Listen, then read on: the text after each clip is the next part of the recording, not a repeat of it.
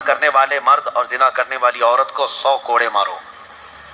یہ ان کے لیے ہے جو غیر شادی شدہ ہے، اور جو شادی شدہ ہے ان کے لیے رجم ہے. رجم کا مطلب ہے پتھروں سے اتنا مارو کہ وہ ختم ہو جائے، ان کی موت تک انہیں سنسار کرنا ہوگا. یہ اتنی ہیبت ناک سزا ہے دنیا میں کہ دیکھو تو رونگٹے کانپ جائیں آپ کے. لیکن لوگوں کو ایسا لگتا ہے کہ ایسی اتنی بڑی سخت سزا کیوں ہے؟ میرے عزیزو، یہ ایک ناسور ہے، ایک کینسر ہے معاشرے کا، یہ کینسر ہے. جب کیمو کرتا ہے ڈاکٹر تو بہت سخت تکلیف ہوتی ہے. کیمو تھراپی آسان نہیں ہے، پورے جسم کے بال جل جاتے ہیں، خون میں پتہ نہیں کیا سے کیا ہو جاتا ہے. کیوں؟ ایک پھوڑی کہیں پر کینسر کی آئی ہوتی ہے، اس کو ختم کرنے کے لیے پتہ نہیں 10 12 کیمو دیے جاتے ہیں. زنا جو ہے پورے معاشرے کا ناسور ہے، کینسر ہے. اور اگر اس پھوڑی کو نہیں ختم کیا گیا تو ہر ایک کے ہاں یہی پھوڑی ہوگی، یہ وائرس کی طرح پھیلے گا. اور اسلام نے یہ سب سے بڑی سزا رکھی ہے زنا میں، سب سے بڑی سزا ہے. آج دنیا یہ مطالبہ کر رہی ہے کہ ریپسٹ کو اسلامی سزا دی جائے. کیوں؟ ان کی بیٹیوں کا جب ریپ ہو جائے تو وہ چلاتے ہیں. اسلام وہ ہے جو ہر ایک کی بیٹی کو بیٹی کا ہی درجہ دیتا ہے، ایک عظیم خاتون کا ہی درجہ دیتا ہے. زنا چاہے بالجبر ہو بالرضا ہو، دونوں زنا ہے. یعنی زور زبردستی کیا ہوا زنا ہی ہے، خوشی سے کیا ہوا اور بڑا گناہ ہے، اور بڑا گناہ ہے. اس میں اور زیادہ ہلاکت ہے. اس کے متعلق حدیث پاک میں ہے زانی کے لیے 15 عذابات ہیں. 15 عذاب ہیں.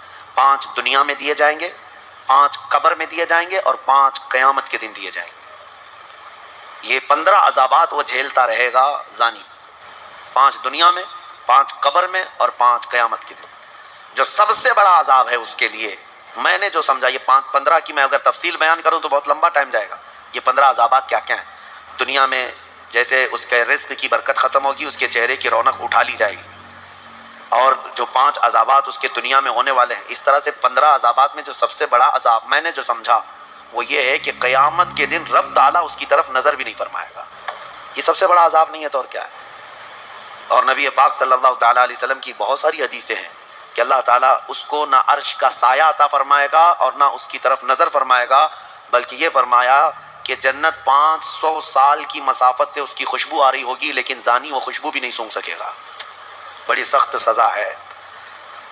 اور میرے عزیزو، اس سورے میں اللہ تعالیٰ نے کئی مرتبہ یہ زانیوں کا ذکر فرمایا. الزانیۃ والزانی فجلدوا کل واحد منہما 100 جلدہ، 100 کوڑے مارو. ولا تأخذکم بہما رأفۃ فی دین اللہ، اور اللہ کے دین میں کوئی ہمدردی مت لینا، یہ بھی حکم ہے. کسی کے ساتھ نرمی مت کرنا ایسے اگر کسی کے ساتھ ہو گیا ہے تو. ان کنتم تؤمنون باللہ والیوم الاخر، اللہ فرما رہا ہے اگر تم اللہ اور آخرت پر ایمان رکھتے ہو تو ذرا برابر بھی نرمی نہ لینا اس پر. وہ اور دوسرا ایک اور سخت حکم یہ ہے وَلْيَشْهَدْ عَذَابَهُمَا طَائِفَةٌ مِّنَ الْمُؤْمِنِينَ، زانی اور زانیہ کو چپکے سے کہیں سزا مت دے دینا، بلکہ اللہ فرما رہا ہے ان دونوں کے عذاب پر پورے مومنوں کو گواہ بناؤ، سب کے سامنے ان کی سزا ہو. آپ کو پتہ ہے نبی پاک صلی اللہ تعالیٰ علیہ وسلم کے صحابہ میں حضرت ماعز اسلمی کا نام ملتا ہے. ایک صحابی تھے، یہ ایک دن روتے ہوئے بارگاہ رسالت میں آپ صلی اللہ علیہ وسلم میں آئے. کہا آقا مجھ سے گناہ ہو گیا ہے. حضور نے فرمایا کیا ہوا؟ کہا کہ میں بتا نہیں سکتا. حضور نے پھر پوچھا بتاؤ تو صحیح کیا ہوا ہے؟ کہا بولتا ہوں تو منہ کو کلیجہ آ جاتا ہے. کلیجہ منہ کو آ جائے اس طرح کی چیز ہے میں نہیں کہہ سکتا. حضور نے فرمایا بتاؤ ماعز تمہارے لیے ہم ذریعے حل تلاش کر کے بتا دیں. انہوں نے کہا یا رسول اللہ مجھ سے زنا ہو گیا ہے. اتنا کہنا تھا نبی پاک صلی اللہ علیہ وسلم نے اپنا چہرہ پھیر لیا. صحابی ہیں حضور کی، خطا ہو گئی میرے آقا لیکن آیا ہوں آپ کے دربار میں. جب حضور نے اپنا چہرہ پھیر لیا اب بچا کیا تھا؟ اب وہ رونے گڑ گڑانے لگے، قدموں میں گر گئے. اتنا روتے رہے، اتنا روتے رہے. اسی کو شاید امام اہل سنت فاضل بریلوی نے ترجمانی میں اشعار میں یوں کہا ہے یا رسول اللہ تجھ سے جو منہ چھپاؤں تو کروں کس کے سامنے؟ کیا اور کسی سے توقع نظر کی ہے؟ بد ہیں تو آپ کے، بھلے ہیں تو آپ کے، ٹکڑوں پہ یہیں کے پلے ہیں، رخ کدھر کریں؟ نبی پاک صلی اللہ تعالیٰ علیہ وسلم نے پھر ان کو اٹھایا اور پوچھا بتاؤ ہوش میں ہو، ہوش و حواس میں کہہ رہے ہو؟ حضور نے جب پوچھا کہا ہاں میں ہوش و حواس میں کہہ رہا ہوں. کہا تمہیں کوئی بیماری، کوئی غشی، کوئی نشہ تو نہیں؟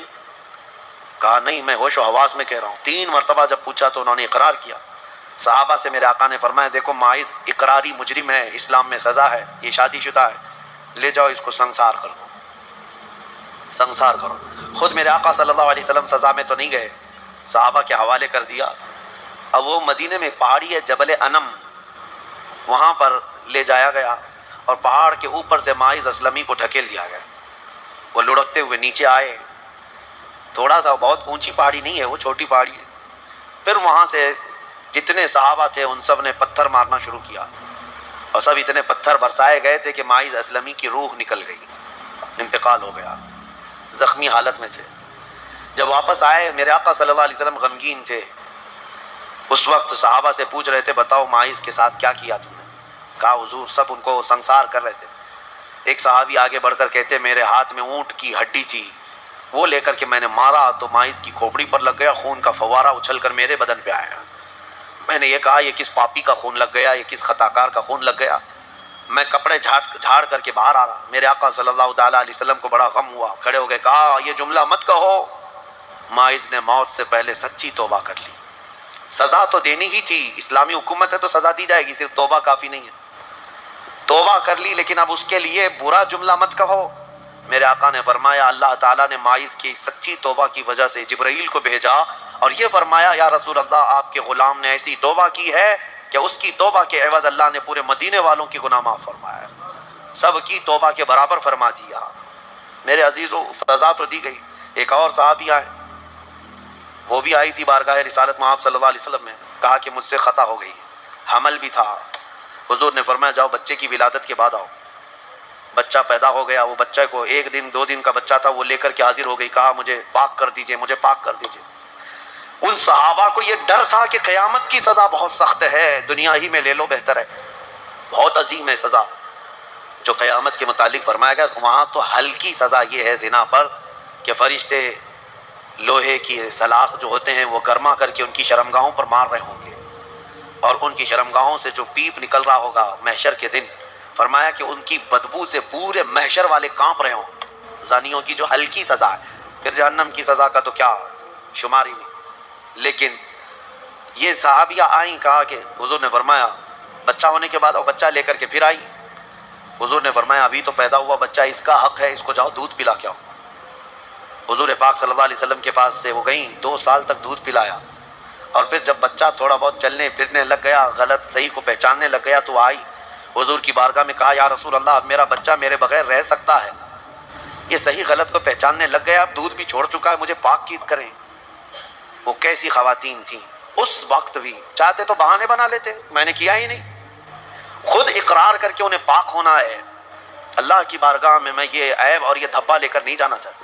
پھر ان کے سنسار کا بھی حکم دیا گیا.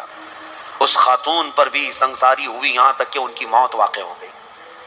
میرے عزیز و اسلام میں بڑی عظیم سزائیں ہیں.